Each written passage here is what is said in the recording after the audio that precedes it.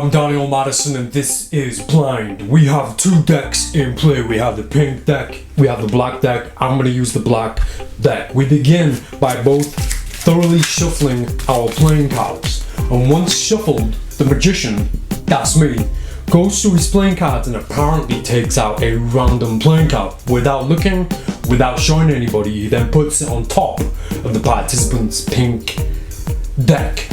Susan, I will now invite you to do the same. I want you to take your playing cards, go through them, and at random take out any playing card and place it on top of my deck of cards.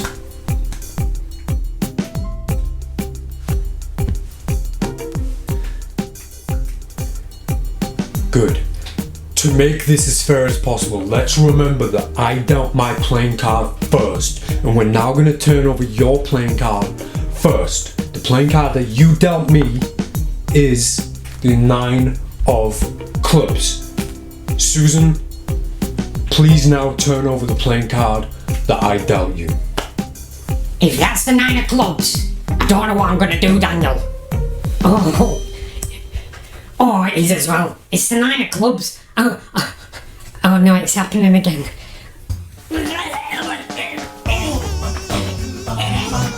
Are you alright? I am Daniel Madison. This is Blind. Oh, that's disgusting. Gee. I am Daniel Madison. Welcome back and thanks for being here. Charlie Madison, I really appreciate you choosing to spend a little bit more time with us today. This is a very special video today. Today I finally get to share with you and teach with you everything I know about a powerful card trick called Blind. This one uses 2 different decks of playing cards and it leans into just a little bit. It leans into the world of mind reading and mentalism. The idea is simple. I take a playing card out of my deck, place it on top of yours. I do everything first and then you do the same thing. We turn the cards over and they are both the same playing card. It sounds impossible, it looks impossible. This is how powerful it is, and I know quite a few different methods, a few different ways to get to the same ending, to the same solution. And in this very special video today, I'm gonna share with you everything that I know about this powerful card trick. Without further ado, get yourself 2 decks of playing cards. I'm Daniel Madison. This is Blind. Daniel Madison, are you ready for me yet? Oh, you are ready for me. I've been looking forward to this one. There is a lot to cover in this video, so I'm going to try and get straight to it. There are many different methods, many different ways of achieving blind, and we're going to focus on all of them. I'm going to give you everything about this trick. There's a lot to look at, so I'll try not to waste too much time. I want to kind of get this inside a nice, comfortable video without rushing, without taking up too much time. We need 2 decks of playing cards. Ideally, you want playing cards that have a white border. However, I'm using the pink trawlers that are printed all the way to the edges that are full bleed. I'm using this on purpose to show you that you don't have to worry about these decks. You don't have to avoid these decks for these kind of tricks. Method 1. Method 1 starts with a tiny bit of pre-work. This deck, Susan's deck, I'm going to take Susan's deck and I'm going to take a playing card from it and I'm going to put it secretly inside my deck. Just for the purposes of this demonstration, for this version, we're going to use the King of Diamonds, right? So I take Susan's deck. Here's a suggestion. I get the deck and I'm shuffling. Right, I then steal the bottom playing card. I need to know what it is. It's the King of Diamonds. I steal the bottom playing card in a gambler's cup as I give the deck back. I now take the black deck and I load the King of Diamonds that I've stolen. I load it to the bottom of my deck. Now in my deck, I want to find the King of Diamonds in my deck. So this doesn't need to be hidden. This isn't a part of any performance yet. I go through, I can hide that King of Diamonds, even though it's pink at the edges. I can hide it at the bottom of the deck. And then I find my King of Diamonds, I'm going to put it on top, and I'm going to protect the deck. So their playing card is at the bottom of the deck. And I have the King of Diamonds on top. Now the trick begins. In their mind, the trick begins. This deck's been shuffled, this deck's been shuffled. I'm going to take a playing card out at random and I'm going to put it on top of your deck. It's on top. So all I have to do is maybe shift it inside and then spread to it and pretend that I'm taking it out the middle. It's very easy to do this. It's very easy to be convincing with this. There are a few different ways I can do this. I do like the idea of avoiding taking it from a specific position or acting like I'm choosing the playing card. There's something magical about me not really caring. Not caring, but not knowing what playing card it is. So I would always kind of slip it into the middle while we're in performance, while we're talking, while nobody's looking at the deck necessarily. I hold a break so I know where that king is, and I'll go through and I don't know which card. Let's just go with this one and make it look like I don't really know what it is or I don't care what it is. So I've taken the king out. We're not going to look at the card. I don't want anybody to see it, but I'm not going to touch this card again. I want that card on top of your deck. I don't want to touch it again. So they've now got the king of diamonds and I've got their king of diamonds. So we're already kind of done. The next part is the important part, which is hiding or doing the switch. Now this is where we start to, where I start to offer you all these different versions. There are quite a few different things that we can do at this point. Once we're at this point, I have that card and one ahead. For me, I know a lot of people won't like this, but for me, I absolutely love doing a bottom deal to reveal that card. So they take any card out of their deck, any card, and they put it on top. It doesn't matter what card it is. With the 5 of clubs, it doesn't matter. They put it on top of my deck, and I'm still stood back. I'm not touching anything, and I say, look, to make this fair, let's remember I dealt you this card first. While I'm talking, while I'm doing all this, I'm just making sure that I'm comfortable enough to execute a bottom deal. Now I'm going to execute a bottom deal to reveal the king of diamonds. At the same time, I need to hide the top card because I don't want them to see this. Now, we can now use a beautiful moment. If you go back to one of my videos called Cheater's Heritage, I teach you this bottom deal variation where we get to hide the top card. I'll go over it briefly now. Essentially, this is a bottom deal, but I'm going to risk kill the deck as I do it. I'm going to do it in a very fair way, in a very natural way that allows me to just put the deck down once I've apparently dealt this card. So here's what it looks like. It looks like one big action, but I've managed to take the bottom playing card and have it appear like I've just taken the top playing card and put it here. Meanwhile, I put the deck face up to hide the actual card that they dealt. So the king is now in play, and from this position I can stand back and say, look, so let's do that again. So the king's here and they deal it to the top, and I say, look, I did this first and I'm going to reveal this playing card first. So we're going to look at this card first. Now I've got the freedom to either invite them to turn it over, invite somebody else to turn it over, or do it myself carefully like this to reveal the king of diamonds. I can say, okay, king of diamonds. Now look at the card that I dealt. They're going to turn this over to reveal the king of diamonds. The cleanup is very easy. I don't need to rush the cleanup because everything's revealed, everything's there. Anything that they're going to inspect or want to inspect at this point is the king of diamonds. If I'm worried about them looking at the deck, if I have the fear, then I'm going to take the deck of playing cards, I'm going to hold it for a second in a down moment, and I'm going to cop away the extra playing card, the 5 of clubs, rendering me completely clean and free. That's version 1. Let's go back a little bit to a different variation of this idea. Same thing, the king of diamonds is at the bottom of the deck, we're already prepared, and let's go even further back. The king of diamonds is at the bottom of the deck. I've got my king of diamonds in place. For this next idea to work, I'm going to have to take a few cards from the top of the deck. I'm going to take 4 playing cards and I'm going to put them in the way of the bottom playing card. So I'm hiding the king of diamonds 5 up from the bottom. I'm going to keep a break at that point. So I'm not keeping a break there right at the bottom so I can get to it.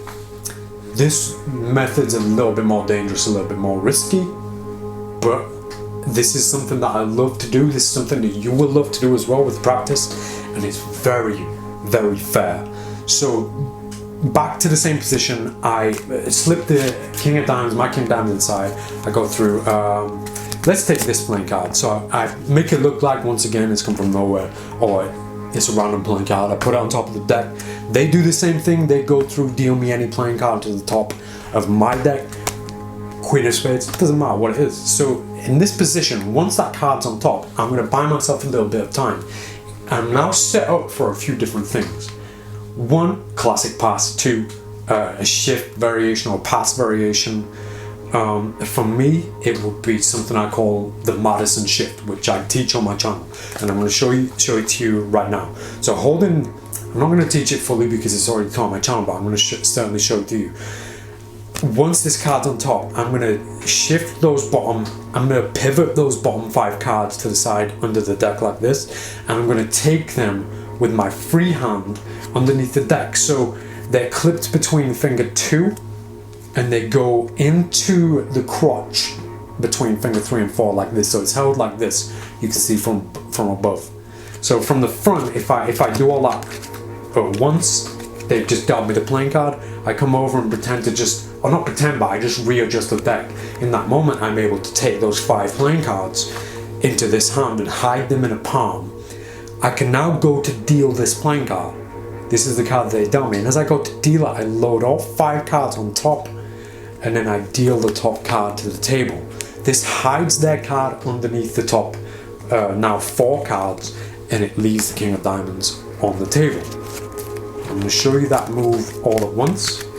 So those 5 cards are at the bottom of the deck. I've just been dealt this playing card. I readjust, so I've palmed away, I've lateral palmed away those 5 playing cards. I'm now going to deal, it's the Queen of Spades, but when I deal it to the table, it's the King of Diamonds. Again, I can put the deck down, I can leave this here. The same image is very fair because you see in the black deck, you see one single pink playing card. Same situation, they can turn it over, I can turn it over. I'm very clean. I'm not going to worry too much about my cleanup with the deck of this position, because I can fairly kind of spread through, making sure I don't overspread those top 5 cards. I can hide that card very easily. All the pass variations and things like that. If we take a look at that simple idea of those 5 cards being at the bottom and I've got a break, they put their card on top, and I'm gonna do a half pass, a reverse pass like this, which I don't like, but is so clean. Anything that kind of adds movement that feels unnecessary, doesn't feel like it needs to be there, I don't like, I try to avoid. So that's one of them. So this isn't necessarily something that I perform. I certainly do like doing the Madison shift from this position. The Queen will be here, and then I go like this to deal this. It leaves that clean image behind us, but at the same time it reveals the King of Diamonds. So that's a few different variations in one, considering what you're going to do, if you're going to do a pass or if you're going to do a variation of a shift, maybe a one-handed thing. I personally try to avoid that because the first version is clean of the bottom deal. However, one of the first times I ever shared this, one of the first times I ever published it, I did by doing this next method, which a lot of people who know this trick will already know this. Some people will come to this idea naturally. If you take maybe 4 or 5 playing cards from the top, put them face up on the bottom of the deck, and now put the King of Diamonds face up on the bottom of the deck from the pink deck. Now we're in this position. Looks like a normal deck, but at the bottom I have face up cards. 4 black and 1 pink. So if I take my king back in this position, I'm going to slip the card inside once again. I'm going to go through any card. Let's take this one and put it on top of your deck, King of Diamonds. They do the same thing. They're going to take any playing card out and put it on top. 8 of clubs goes on top. Now there's a dirty move that I have to do, and you can find a motivation or find reason in loads of different places for this. If I put the deck down and turn it over, it looks like the same image. Now when I take this card off, it looks like the same image. It looks like a deck of playing cards with a pink playing card put on top of it, whereas I'm just revealing the King of Diamonds by turning the deck face up.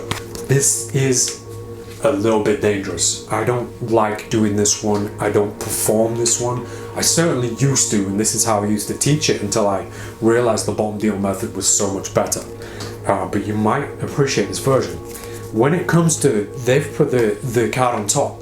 If you just look at the idea of putting a deck of playing cards down like this, you can make it look completely imperceptible by having them just looking at you. So if you hold the deck close to the table in a standard dealing mechanics grip before you've done the move, and talk to them, wait until their eyes are looking up at you and simply put the deck down by turning it over, that's good enough. That's how I used to do it. I realized there was no need for any kind of motivation. I will show you a motivation though. Having something on the table to move, having something in your way that needs to move, or something that can be used as a distraction. Let's say the box isn't even in our way, but I'm going to use it as a distraction. So here we are with the 8 down on top. I'm going to distract by picking up the box and then put the deck down. So it's kind of a back and forth, and it takes the eyes away. That the eyes have to dart between two different things. I have to decide what they're focusing on. Meanwhile, we miss this. There is a moment, maybe there's an illogical moment in the way that they saw me put my hand down, but still, they still see this same image, a pink playing card on top of a black deck. This method for me, like I said, I don't do it. I don't necessarily advise it neither, not especially when you can learn the better versions. There are a few things that will be a challenge. If you happen to knock the deck when it's in this position, or if they happen to knock it or the deck happens to move, then there's so many chances for this to go wrong, or for you to be uncovered or discovered for your deceptive ways in this position. I don't like this idea. Maybe you do. Maybe let me know in the comments. Maybe I'm wrong. Maybe you're right. Maybe this is the best version. The cleanup for this, once we're in this position and the card has been revealed, the cleanup is dead simple. We just simply have to take the deck, keep hold of it, don't let anybody take it, and in our own time simply spread those 5 cards, turn them face up, and we're okay. We can get rid of this card if we want. We can get rid of the 8 of clubs now, the card that they dealt us. It's easy to get rid of. Blind has a cleanup moment. It has a discrepancy of, every method has the same discrepancy where in the end we have an extra playing card in our deck. In this case we have the 8 of clubs. We weren't using that. This is the card that they dealt us. But we can use this to a serious advantage. If we have the King of Diamonds from their deck right at the start, and we put it in our deck towards the top, so it's in the top half, we know it's in the top half, I'm going to perform this trick differently, in a way that my King of Diamonds is on top. I'm going to cut it in below the pink deck, below the pink card, sorry, about halfway down. I'm going to cut it down. Now I'm going to now do a dribble stop or a dribble force to the King of Diamonds. I don't really want to teach it intricately or perfectly in this video, but basically I'm dribbling and I'm stopping at the King of Diamonds, making it look like it's a natural stop. And maybe I'll teach that in this video at some point, but for now this is just a dribble stop. I'm holding a break at the King of Diamonds, so the King of Diamonds is here. I'm holding a break with my thumb, and then I'm just dribbling and simply stopping at the break. I'm making this look like it is just a random playing card. So I dribble, stop, and we're going to get to the King of Diamonds. Now, when I feed in the King of Diamonds this time, I'm going to do it very different. I'm going to take the King of Diamonds and I'm going to say, hold your deck up. I'm going to put the King of Diamonds inside. I'm going to put the King of Diamonds, I'm going to put my random playing card, I don't know what card it is. I'm going to put my random playing card inside your deck, about halfway, like this. Please push the card inside, put it all the way inside. Thanks. Now you do the same. Take any playing card out without looking and put it into my deck about halfway. So they now take their 4 of spades, Chris Ramsey's card, and they're going to put it in halfway and they're going to push it inside. I'm going to invite them to push it all the way inside. Now I'm going to say this, I'm going to say, look, we both have the same situation. In my black deck, there's 1 pink playing card that you just put inside. In your pink deck, there's 1 black playing card inside your deck. These are stranger cards. I put my card in first before you, and to make this fair, I'm going to reveal your playing card first. So, I reveal the King of Diamonds.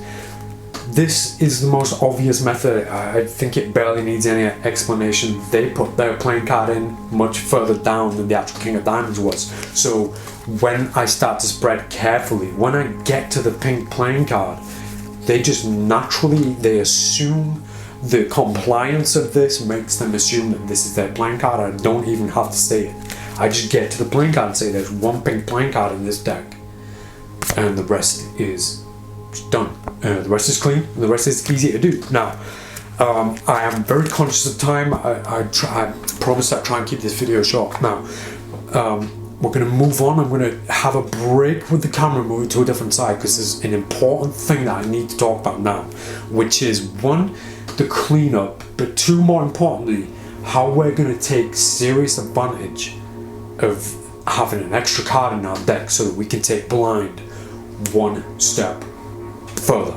We're at a point now where we have a discrepancy. After the King of Diamonds, after the revelation of the effect, we're not left clean. Now, we can clean up very easily in each situation, especially when, if you're used to me and used to my channel, then you'll know all about the Gambler's Cop. If you don't know the Gambler's Cop, go check it out. This is the ultimate palming technique, and it allows us to clean up any situation when it comes to things like this, having a stranger card in our deck. However, with this trick, we're in a beautiful position having an extra playing card in our deck to repeat the trick or do a different trick. Now, when I say repeat the trick, they say never repeat a trick, but this one, it lends itself to the idea of showing something again in the most beautiful way, because this feels like an impossible idea. It feels like an impossible trick, yet we can do it again straight away, no questions asked. In fact, I'd like to do it again whether people ask or not. You usually find people say, oh, I'll do it again. This is one where I say, look, I'm going to try it again a little bit different.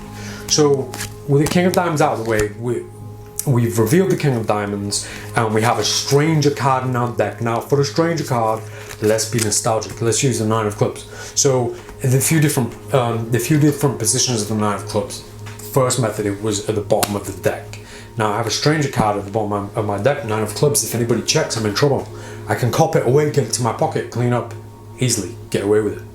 Or I can use it for this trick, for the next trick, because I can do it again, as long as I know what playing card it is. So all it takes is me looking. I look, I see the Nine of Clubs, I go through and say, look, I'm going to do it again a little bit different. Do it a little bit different this time. So now it's a little bit different because, again, we're one step ahead. We have Nine of Clubs this time. I like the idea of making it known that I'm choosing a playing card this time. I say, look, I can let you in a little bit on the secret. This one. I'm going to choose this one. Now, I want you to go through, don't look, choose any playing card. They do the same thing again, they put it on top. And I say, this time, like, I don't really even need to look at the card. If I've done this right, it will be the Nine of Clubs, because look at the card I dealt you. Now they show the Nine of Clubs, they see the Nine of Clubs, and now I can turn this over to show the Nine of Clubs. So it's kind of playing with the idea of expectations. That's the Nine of Clubs. So that was blind. I hope you enjoy it. I hope you find a way to build it in or to fit it into your own repertoire. If you do perform this online, if you do use it, stick a hashtag on it, hashtag Daniel Madison, so that I can see it, so I can go and watch it, so I can go be amazed and maybe give you a little bit of guidance if you need it. I'll be back very soon with some more dope tutorials, all ask in return. Make sure you subscribe so you get the notification bell going ding ding ding ding ding every time I drop a new tutorial. We're almost at 100,000 subs. That means when we get there, I'm going to take everything that I've taught you so far, I'm going to take everything to the streets, and we're going to go do live performances of everything. I've got some incredible things planned for when we get to 100,000, but we gotta get there first. So thanks for your support. We're almost there. I'll be back very soon. This was Blind. Hope you enjoyed it. I'm Daniel Madison. See you next time.